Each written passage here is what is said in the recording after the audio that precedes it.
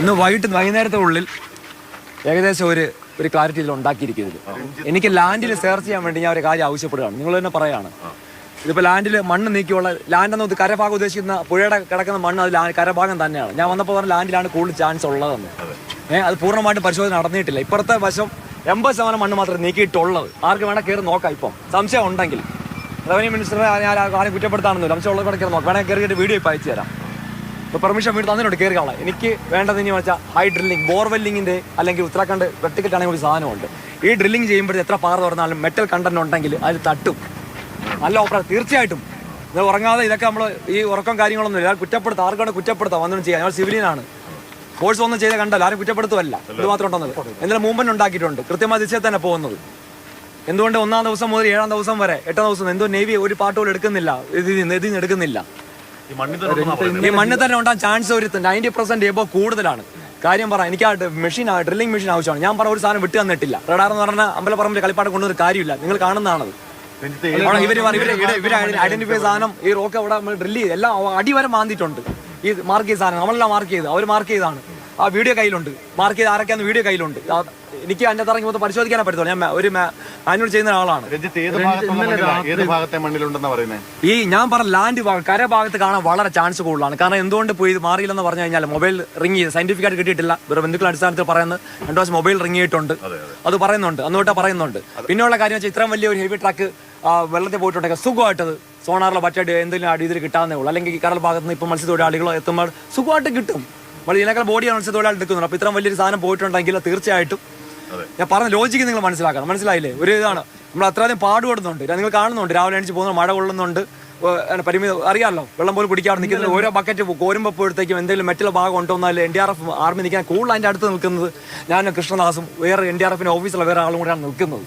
നിങ്ങൾ അവിടെ കാണുന്നുണ്ട്, കണ്ടെന്ന് മനസ്സിലാക്കുന്നു. ഞാൻ അവിടെ നിന്ന് വേറെ സ്വല്പം സെൽഫ് വീഡിയോ എടുക്കാനോ കാര്യങ്ങളൊന്നുമില്ല, ആ സമയമൊന്നുമില്ല. പിന്നെ ഇന്നെനിക്ക് വേണ്ടത് ഒരു ബോറിംഗ് മെഷീനാണ്. എങ്ങനെ ബോറിംഗ് മെഷീൻ എന്ന് വെച്ചാൽ വെർട്ടിക്കൽ ഡ്രില്ല് ചെയ്യാവുന്ന സാധനമുണ്ട്. വെർട്ടിക്കൽ മോളിൽ നിന്ന് നമുക്ക് എത്ര ദൂരം വേണം താഴെ പോകും. ഈ കരഭാഗം അങ്ങ് വരെ കൊണ്ടുപോയി ആ ബാങ്ക് ഷോറെല്ലാം ഈ കരഭാഗത്ത്, അതായത് പുഴയുടെ വശത്ത് ചേർന്ന് നടക്കുന്ന കരഭാഗം പോലും ഇതിന്റെ തട്ടലുണ്ടെങ്കിൽ മെറ്റൽ തട്ടുമ്പോഴത്തേക്ക് തിരിച്ചറിയാൻ പറ്റും. പാറ തുറന്ന് മാക്സിമം പോകാൻ പറ്റും. എത്ര ഡീപ്പായിട്ട് അറിയാലോ. ഈ മെഷീൻ ഇപ്പോൾ ആവശ്യപ്പെടുകയാണ്. കാരണം നമുക്ക് ഒരുപാട് പ്രഷറുണ്ട്, പ്രഷറും കാര്യങ്ങളൊക്കെ ഉണ്ട്. പരിമിതം അറിയാം, ഇന്റർഫിയറൻസ് ഉണ്ട്. ആരെയും വല്ലാണ്ട് വെറുപ്പിക്കുന്നില്ല. വലിയ ബക്കറ്റ് വേണം, കോരി മാറ്റാൻ വേണം. അത് ഒരു ദിവസം കൊണ്ട് തീർക്കേണ്ട പണി 2 ദിവസം. ഞാൻ 5-ാം ദിവസം 3 മണിക്കാണ് അവിടെ എത്തുന്നത്. അറിയാം, വന്നപ്പോൾ തടഞ്ഞ് കളക്ടർ സ്പെഷ്യൽ വീണ്ടും ഓർഡർ എടുത്ത് SP കണ്ട് ഒരുപാട് സമയം നഷ്ടപ്പെടുകയാണ്. 5-ാം ദിവസമാണ് എത്തുന്നത്. ഇവരെല്ലാം മാനിപ്പുലേഷൻ നടത്തിയിട്ട് ഇതിന്റെ കാര്യങ്ങളൊന്നും വ്യക്തമായ ചിത്രം ആ സമയത്ത് വീഡിയോ പോലും തരുന്നില്ല. എന്താണ് അതിന്റെ തരം, എന്ത് മണ്ണാണ് കോരി ഇട്ടെന്ന് എനിക്ക് അറിയത്തില്ല. എപ്പോഴും ഇടപെടൽ നടക്കുന്നു. നമ്മൾ ക്ഷമ വരുതി ഞാൻ നിൽക്കുകയാണ്. മാക്സിമം ക്ഷമിച്ച് നിൽക്കുന്നതാണ്. എനിക്ക് വേറെ ഒന്നുമില്ല. വേറെ ഒന്ന് ചെയ്യോ പിടിക്കോ, എനിക്ക് വേണ്ട ട്രക്ക് ഫൈൻഡ് ഔട്ട് ചെയ്യാൻ പോവാ. അല്ല ഇവിടെ ഈ കയറി ഇടിക്കാൻ പോകുന്നത് ഫോറസ്റ്റിന്റെ ലാൻഡോ അല്ലെങ്കിൽ ഇവരുടെ പോലീസ് ഹെഡ്ക്വാർട്ടേഴ്സ് ഒന്നും അല്ല നടക്കുന്നത്. ജസ്റ്റ് ഒരു ആ സംഭവം നടന്ന റോഡ് സൈഡ് തന്നെയുള്ള ഇത് ഡബ്ല്യൂ സ്ഥലം മാറ്റുന്നത്. ഇവർ പറഞ്ഞാൽ ചുമ്മാ എന്താ മണ്ണ് മാറ്റി അങ്ങനെ പോകാൻ പറ്റത്തില്ല. ക്ലീൻ ആയിട്ട് ചെയ്യുമ്പോൾ നല്ല വൃത്തിയായിട്ട് ചെയ്യണം. നമുക്ക് ക്ലീൻ ഔട്ടായിട്ട് തന്നെ ചാർജ് ചെയ്തു പോകണം. ഇപ്പോൾ എൻ്റെ ഒരു ഐഡിയയിൽ പ്രകാരം ഇത് ബോറിംഗ് മെഷീൻ വെച്ച് കംപ്ലീറ്റ്, ആ ബോറിംഗ് മെഷീൻ കിട്ടുവാണെങ്കിൽ ഇന്ന് തന്നെ നദീ തീരത്തോളം എല്ലാം കംപ്ലീറ്റ് ഔട്ടാൻ പറ്റും. ഉറപ്പാണ്. കാരണം ഫാസ്റ്റായിട്ട് ഡ്രില്ല് ചെയ്യും. നല്ല ഒരു ഓപ്പറേറ്റർ ആണെങ്കിൽ ഓപ്പറേറ്റർ കൂടെ ഞാൻ നിൽക്കും. ഓപ്പറേറ്റർ ആണെങ്കിൽ മെറ്റൽ തട്ടുന്ന ലോറി അത്ര വലിയ എന്തായാലും മെറ്റലേക്ക് തട്ടും. അല്ലെങ്കിൽ ഇത് മറ്റേ വുഡ് ലോഗൺ തട്ടും. അതിന് വുഡ് ലോഗാൻ കറക്റ്റ് മണം കിട്ടും. തീർച്ചയായിട്ടും ആ ഏരിയ ഫുള്ള് കവർ ചെയ്യാൻ പറ്റും. എനിക്ക് കോപ്പറേഷൻ കിട്ടുന്നില്ല. ഞാൻ ഒരു സിവിലിയനാണ്. എനിക്ക് ഓർഡർ കവർ ചെയ്യാം ഇതില്ല.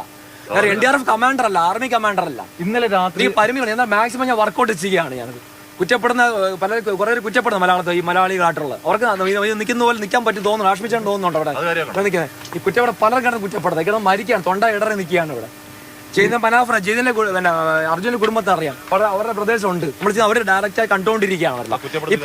ഈ പോലീസിന് ഇന്റർഫിയറൻസ് ഉണ്ട്. എനിക്ക് ആവശ്യം മിഷൻ ഇതുവരെ വിട്ട് തന്നിട്ടില്ല. എനിക്ക് വരും ഇപ്പം ഒരു 4 എച്ചാച്ചി വരും. കുറച്ച് കഴിയുമ്പോഴത്തേക്ക് 2 പോകും. വീണ്ടും കാണാം തൊണ്ട അല്ലറി പറയുമ്പോഴത്തേക്ക് 2 വരും. പിന്നെ വീണ്ടും 1 പോകും. പണി ഫാസ്റ്റ് നടക്കുന്നില്ല. 1 മണിക്കൂറിൽ പോലീസ് തടസ്സപ്പെടുത്തി. അത് കോംപ്രമൈസ് ആക്കിയത് പോട്ടത്. ഞാൻ മാക്സിമം താഴാം. എനിക്ക് വേറെ കോപ്പം ഒന്നും വേണ്ട. പല രീതിയിലുള്ള പ്രലോഭനം അല്ലാതെ ഇവിടെ മാറ്റാൻ വരുന്നുണ്ട്. അത് എന്താണെന്ന് പിന്നെ പറഞ്ഞുതരാം എന്താന്നുള്ളത്. ഹൈഡ് ഔട്ട് ചെയ്യുന്നുണ്ട്. അതും വൈകിട്ടത്തെ ക്ലിയർ ആക്കും. ഒന്നും ഊഹാപോഹത്തിന്റെ പേര് പറയാനല്ല, കൃത്യമായ എവിഡൻസോടെ പറയത്തുള്ളൂ. എനിക്ക് വേണ്ടത് ഇപ്പം വേറെ ഒന്നുമല്ല ആ ഡ്രില്ലിംഗ് മെഷീൻ അറ്റ്ലീസ്റ്റ് ഒരു ബോർവെൽ അടിക്കുന്നത് അതിവിടെ ഇഷ്ടം പോലെ ഉണ്ട് കർണാടകയിൽ. അതിപ്പോൾ കമാൻഡ് പെട്ടെന്ന് എത്താൻ പറഞ്ഞു NDRF-ന്റെ പുള്ളിയായിട്ട്. എനിക്ക് അല്പം വിശ്വാസമുള്ള NDRF-ന്റെ കമാൻഡിംഗ് ഓഫീസർ മാത്രമേ ഉള്ളൂ. രാത്രി കളക്ടർ അടക്കമുള്ളവരെ കണ്ടില്ല? ഇല്ല കണ്ടില്ല ഇത് കാണാൻ പോകുന്നില്ല. അപ്പൊ അതിനകത്ത് സബ് കളക്ടർ പട്കാലി SDM സബ് കളക്ടർ പുള്ളിക്കാർ ചാർജ് ചെയ്തിട്ടുണ്ട്. അപ്പൊ എനിക്ക് ആവശ്യം NDRF എന്ന് പറയാൻ കൂടുതൽ താല്പര്യം. എനിക്ക് ഇവിടുത്തെ അതോറിറ്റി വനിക്കാൻ പറഞ്ഞില്ല, ആരും വെറുപ്പിക്കാനോ കുറ്റപ്പെടുത്താനോ ഇല്ല. എനിക്ക് കണ്ടത് ട്രക്ക് എന്താണ് ഇൻസിഡന്റ് ഇത് എല്ലാവരും പറഞ്ഞു റെസ്ക്യൂ. എനിക്ക് ആ കുടുംബത്തോട് ഒരിക്കലും തുടക്കത്തിൽ പറയാൻ പറ്റത്തില്ല. അർജുൻ പോയിട്ടുണ്ട് റെസ്ക്യൂ. ഞാൻ അറിഞ്ഞുകൊണ്ടാണ് റെസ്ക്യൂ എന്ന് പറഞ്ഞത്. എനിക്ക് ആരും വിഷമിക്കാൻ പറ്റില്ല, മനസ്സിലായില്ല. നമ്മൾ റിക്കവറി ആണ് ഇപ്പോൾ റെസ്ക്യൂ എന്ന് പറയാൻ പറ്റും. നിങ്ങൾക്ക് മനസ്സിലാക്കുന്നുണ്ടല്ലോ.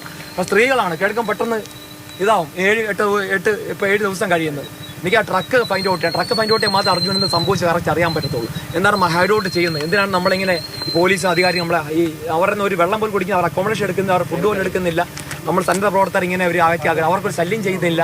ആ പ്ലേസിൽ വളരെ എല്ലാ സേഫ്റ്റി ധരിച്ചാണ് നിൽക്കുന്നത്. അവർ പോലീസുകാർ ഉപയോഗിക്കുന്ന സേഫ്റ്റി ആയിട്ടുള്ള മാനേഴ്സും സെർച്ച് ആൻഡ് റെസ്ക്യൂവിന്റെ എല്ലാ മാനദണ്ഡം ചെയ്തിട്ടുമാണ് നമ്മൾ ചെയ്ത് നിൽക്കുന്നത്. അപ്പൊ എനിക്ക് ആവശ്യം ഈ ഡ്രില്ലിംഗ് മെഷീൻ ഉണ്ടെങ്കിൽ ഇന്ന് തന്നെ നദീതീരത്തുള്ള കരഭാഗം തീരുമെന്നുള്ളതാണ് തീർച്ചയായിട്ടും ഞാൻ 100% വിശ്വസിക്കുന്നത്.